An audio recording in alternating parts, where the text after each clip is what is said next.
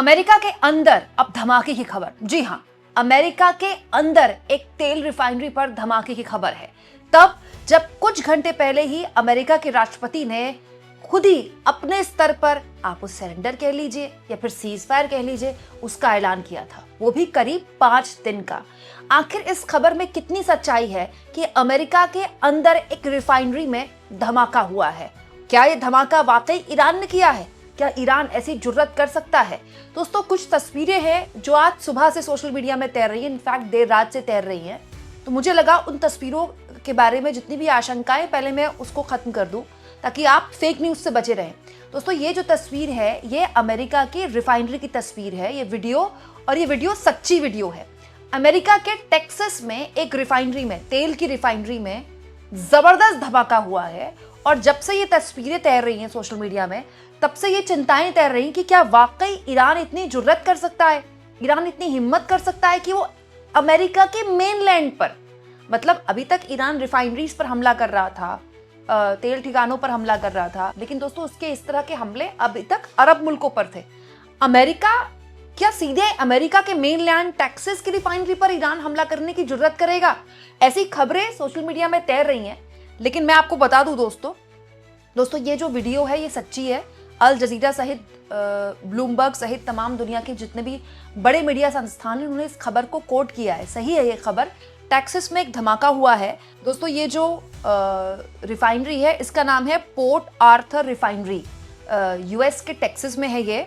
और ये एक तरह से दुनिया के बहुत ही इंपॉर्टेंट रिफाइनरीज में से एक है। दोस्तों, यहाँ डेली 4,35,000 जो ऑयल है वो रिफाइन होता है। बहुत बड़ी रिफाइनरी है और 770 तो इसमें काम ही करने वाले कर्मचारी है, मतलब एम्प्लॉइज। दोस्तों, ये बात सही है कि यहाँ पर धमाका हुआ है, लेकिन जानकारी ये मिली है कि इसमें ईरान का कोई हाथ नहीं है। यहाँ कोई टेक्निकल फॉल्ट आई है। टेक्निकल फॉल्ट को बाद में ठीक भी कर दिया गया और फिर रिफाइनरी जो है सुचारू रूप से चलने लगी। तो दोस्तों ये खबर मैंने सबसे पहले आपको इसलिए बताई ताकि आप फेक न्यूज से बचें, किसी भी तरह की गलत जानकारी से आप दूर रहें। और ये जो रिफाइनरी है ये अमेरिका की है, इसमें धमाका हुआ है, लेकिन ये अपनी किसी टेक्निकल फॉल्ट की वजह से हुआ। लेकिन दोस्तों, एक ऐसे दौर में धमाका हुआ है यूएस के अंदर जहां पर रिफाइनरीज में धमाका एक आम बात हो गई। हाँ, लेकिन यूएसए के अंदर रिफाइनरी में धमाका, दोस्तों मुझे नहीं लगता ईरान ऐसा कोई भी गलती करने की जुर्रत करेगा, क्योंकि ये अमेरिका के मेनलैंड पर हमला हो जाएगा। अमेरिका का मेनलैंड मतलब फिर तो वो सीधा युद्ध का ऐलान हो गया। तो दोस्तों फिर अमेरिका के पास कोई रीजन नहीं बचेगा। और वो जो पूरा नैरेटिव अमेरिका के खिलाफ दुनिया भर में बन रहा है, अमेरिका के अंदर बन रहा है, ट्रम्प के इस कार्रवाई के खिलाफ, ईरान उसमें जितनी भी बढ़त हासिल कर चुका है वो एक तरह से उसमें बैकफुट पर चला जाएगा। लेकिन दोस्तों, जिस दौर में ये खबर आई है उसके ठीक कुछ घंटे पहले अमेरिका के राष्ट्रपति ने दरअसल अपने स्तर पर, आप उसको सीज फायर कह लीजिए या सरेंडर कर लीजिए, वो कहा है। हुआ क्या दोस्तों, अमेरिका के राष्ट्रपति ने पहले ईरान को अल्टीमेटम दिया 48 घंटे का, कि 48 घंटे में हम आपको अल्टीमेटम देते हैं। दोस्तों, ये अल्टीमेटम था कि स्टेट ऑफ हार्मोन्स आप खोल दीजिए, नहीं तो आपके पावर हाउसेस पर ऐसा हमला होगा कि इससे पहले नहीं हुआ होगा। लेकिन 48 घंटे पूरे भी नहीं हुए थे, ट्रंप ने उसके बाद एक नया ऐलान कर दिया। और ट्रंप ने अपने लेवल पर 5 दिन का, एक तरह से आप उसको सीज फायर कह लीजिए, सरेंडर कह लीजिए, कह दिया कि हम 5 दिन तक, अगले 5 दिन तक कोई भी बड़े हमले ईरान पर नहीं करेंगे, चाहे उसके पावर हाउसेस पर, जो भी अमेरिका ने क्लेम किया था। दोस्तों, अब लोग इसको सरेंडर के तौर पर ले रहे हैं या अमेरिका के राष्ट्रपति के सीज फायर के तौर पर ले रहे हैं, लेकिन इसकी सच्चाई क्या है? दोस्तों, अमेरिका के राष्ट्रपति के इस ऐलान के तुरंत बाद इजराइल ने अमेरिका के राष्ट्रपति की इस बात की धज्जियां उड़ा दी। क्यों? क्योंकि इजराइल के प्रधानमंत्री ने बकायदा खुद सोशल मीडिया में एक वीडियो संदेश जारी करके कहा है कि वो किसी भी हाल में हमले नहीं रोकेंगे और ईरान और लेबनान पर हमले वो जारी रखेंगे। और वो हुआ भी। दोस्तों, ईरान के लगातार जो गैस पाइपलाइंस हैं, गैस रिसोर्सेज हैं, उस पर लगातार इजराइल का हमला जारी है। दोस्तों, आप सोचिए कितनी फनी बात हो गई है ये।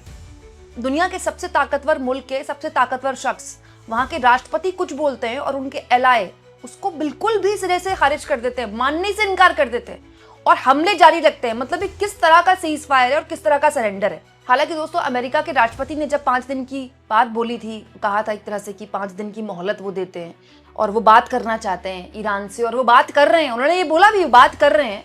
तो ईरान के जो पार्लियामेंट के स्पीकर हैं, उन्होंने इसको फेक न्यूज बता दिया और साफ तौर पर खंडन कर दिया कि हमारी कोई बातचीत नहीं हो रही है अमेरिका से। हैरानी आपको और सुनकर होगी जब अमेरिका के राष्ट्रपति से एक मीडिया इंटरव्यू में पूछा गया कि आप किससे बात कर रहे हैं ईरान में, क्योंकि खुद अमेरिका के राष्ट्रपति ने कुछ दिन पहले कहा था कि हम किससे बात करें, वहां तो कोई बात करने के लिए बचा ही नहीं है। तब जानते हैं राष्ट्रपति ट्रंप ने क्या बोला? राष्ट्रपति ट्रंप से जब पूछा गया कि आप बात किससे कर रहे हैं ईरान में, तो उन्होंने बोला मैं नाम नहीं बता सकता, क्योंकि अगर मैंने नाम बता दिया तो उन्हें भी एलिमिनेट कर दिया जाएगा, मतलब उनका खात्मा कर दिया जाएगा। तो कौन खात्मा करेगा उनका? दोस्तों सब जानते हैं कि इजराइल की टॉप लीडरशिप का किसने खात्मा किया, उनकी तमाम जितनी मिलिट्री लीडरशिप थी किसने खात्मा किया? दोस्तों बाकायदा इजराइल ने किया, और इजराइल गिनती करवाता है। मतलब सोचिए अमेरिका के राष्ट्रपति जिनके साथ इस युद्ध में कूदे हैं, उनको अपने एलाई पर भरोसा नहीं है। ए, उनकी बात नहीं सुनता उनका एलाई। दो, वो ये तक नहीं बता सकते कि वो किससे बात कर रहे हैं, क्योंकि उनको पता है कि उनका एलाई उनको मार देगा। मतलब क्या है, अमेरिका के राष्ट्रपति अपने इस बयान से कहना चाहते हैं कि वो तो युद्ध रोकना चाहते हैं, लेकिन इजराइल है कि मान ही नहीं रहा। और ये कितनी शर्म की बात है अमेरिका के लिए। दोस्तों अमेरिका के लोगों को भी सोचना चाहिए कि अमेरिका के राष्ट्रपति की नहीं चल रही है, वो वही करते हैं जो इजराइल के प्रधानमंत्री कह रहे हो। इस लेवल पर नहीं चल रही है उनकी कि इजराइल के प्रधानमंत्री उनकी बात तक नहीं सुनते हैं। दोस्तों जहां तक बात है ट्रंप के बयान की, उनके 5 दिन की मोहलत की, तो अब इसको खुलकर हर कोई बोलने लगा है कि ट्रंप जब बयान देते हैं तो दिन देखकर देते हैं। ट्रंप ने बयान किस दिन दिया? मंडे, सोमवार। सोमवार मतलब शेयर मार्केट के हफ्ते का पहला दिन। ट्रंप जैसे ही ऐसा कोई बयान देते हैं, शेयर मार्केट एकदम से चढ़ जाता है। और ट्रंप ने क्या किया? अगले 5 दिन का दिया है ना अल्टीमेटम, मतलब पूरा जो 5 दिन का शेयर मार्केट का कारोबार है वो अगले 5 दिन ही चलेगा ना। तो कहने वाले कह रहे हैं कि ट्रंप क्या शेयर मार्केट में एक तरह से बढ़ोतरी के लिए बयान दे रहे थे कि शेयर मार्केट में जो कत्लेआम मचाए, चाहे अमेरिका हो चाहे दुनिया भर के शेयर मार्केट्स में हो, उसको एक तरह से संभालने के लिए बयान दे रहे हैं, क्योंकि ऐसे आरोप उन पर पहले भी लग चुके हैं कि वो शेयर मार्केट के स्टॉक को प्रभावित करते हैं। और तो और जैसे ही ट्रंप ने बयान दिया, जो क्रूड ऑयल के दाम थे वो फिर गिर गए।